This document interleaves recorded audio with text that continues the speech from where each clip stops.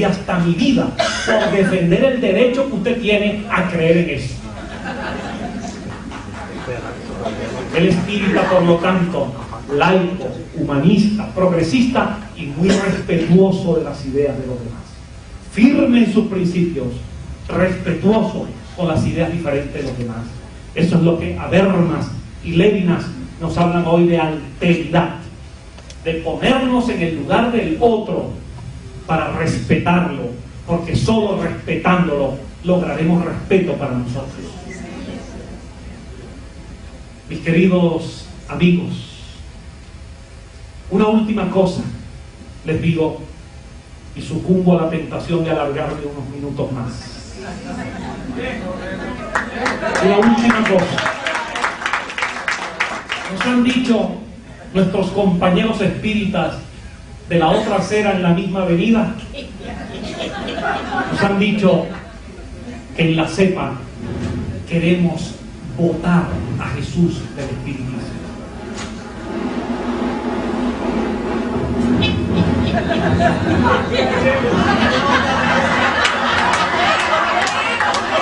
Hasta eso es respetable.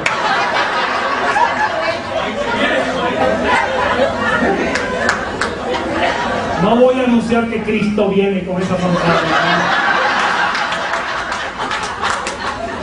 Nos han dicho que queremos excluir a Jesús del espiritismo. En portugués dicen: quieren tirar a Jesús do espiritismo. Y lo dicen con frecuencia, se lo dicen a Milton Medrano y a Yací, no sé si está por allí, Yací Reyes. A Yací se lo han dicho tantas veces y a tantos otros. A mí me ha tocado una parte también. Y es la hora de decirlo y de reiterarlo y de repetirlo. ¿De cuál Jesús hablamos? Allí está la cuestión. ¿Es el Jesús lleno de mitos?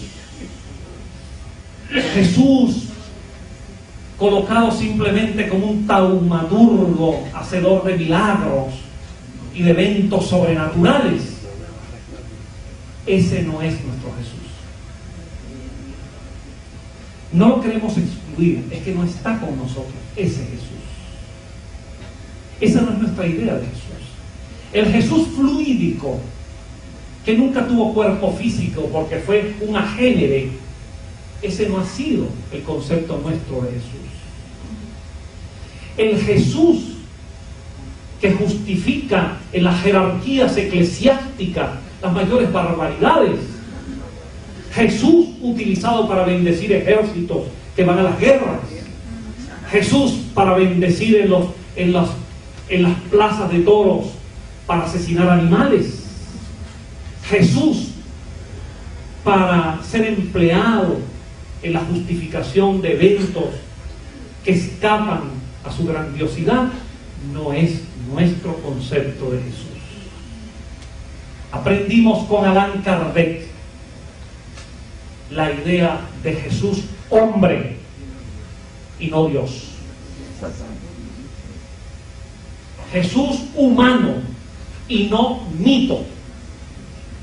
Jesús profundamente humano, inmenso, inmenso en su evolución espiritual. Distamos de él años luz de evolución, pero algún día, como lo dijo Amalia, seremos como Jesús.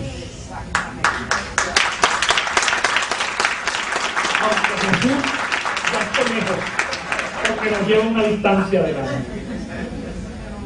Pero hay que decirle a esos amigos espíritas de la otra acera en la misma avenida que amamos a Jesús. Jesús está con nosotros en nuestros ideales y en nuestros valores. Y no vamos a renunciar a Jesús. No vamos a renunciar a deleitarnos estéticamente y éticamente con la lectura del hermoso mensaje lírico de profundo humanismo y profundamente esperanzador que es el Sermón de la Montaña. No renunciamos a Jesús.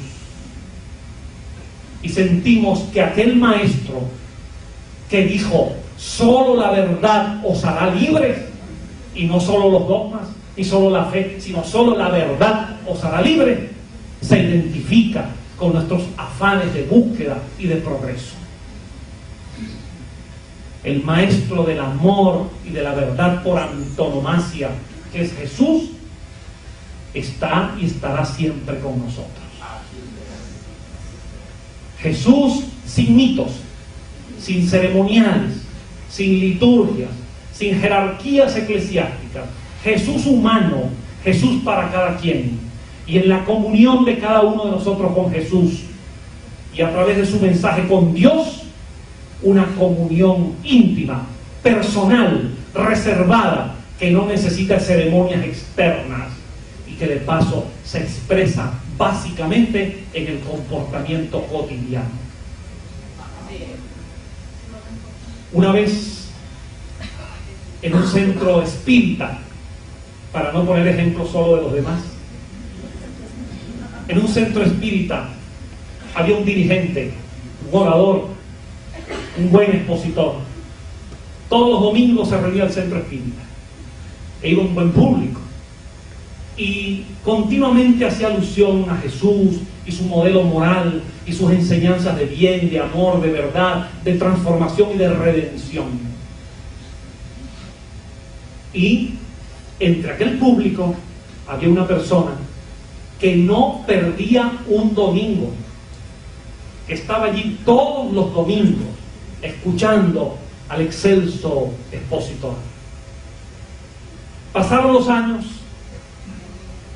pasaron muchos años y ambos desencarnaron. Y en el mundo espiritual se encontró una situación paradójica. El expositor de verbo fluido, de grandes ideas, se encontró con una situación que le extrañó. Vibraba en un campo, en una franja, con un poquito de oscuridad.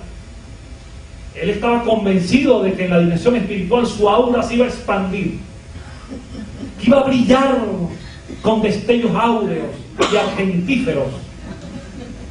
No, su aura estaba un poquito oscura.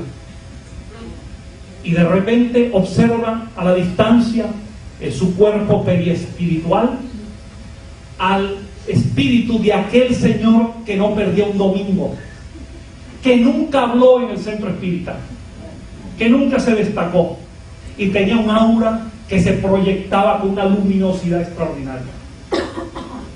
Y el antiguo orador, dijo: Dios mío, te has equivocado. Esta es una terrible injusticia. Esto es una grave injusticia. ¿Cómo a mí, que tanto expuse las doctrinas de Jesús en el centro espírita, cómo es posible que mi aura esté tan opaca, que me siento hasta con alguna tormenta moral? ¿Y cómo ese señor, que nunca habló siquiera, tiene un aura tan brillante? Y de repente el orador se acercó a este humilde y brillante espíritu allí y le reclamó esa situación, hasta que aquel ser le dijo: es verdad, esto es una terrible injusticia. No sé cómo ha ocurrido esto, no sé qué pasa. Yo no sé por qué tengo un aura tan brillante, por qué tengo esta luz alrededor mío. Esto es una injusticia, Dios. Esta luz le pertenece a usted. Y el orador le dice: pero ¿cómo es esto posible? Cuénteme un poco acerca de aquellos domingos. Y finalmente este espíritu le dice: mire, yo iba todos los domingos y me sentía arrobado por el cántico de su oratoria, por aquellos mensajes tan lindos. Y yo no me atrevía a hablar porque ante lo que usted decía, yo no podía hablar. Pero yo lo único que hice en mi vida fue que todo lo que usted decía y yo le escuchaba, yo salía del centro espírita a ponerlo en práctica.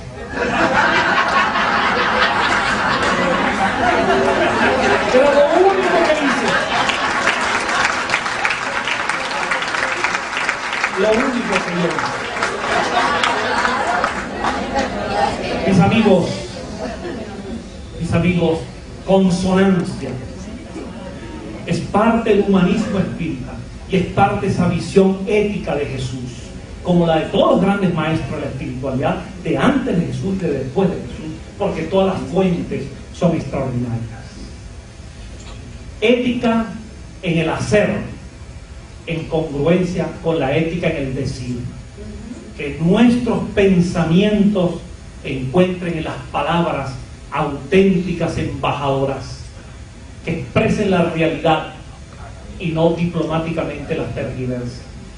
Que nuestros sentimientos y nuestras palabras, con nuestros pensamientos, se traduzcan en obras concretas al servicio del prójimo, con acciones positivas, sin pedir a nadie el carnet espírita, sin pedir a nadie identificación, por el afán de servir al prójimo, por la inmensa satisfacción que se obtiene al servir.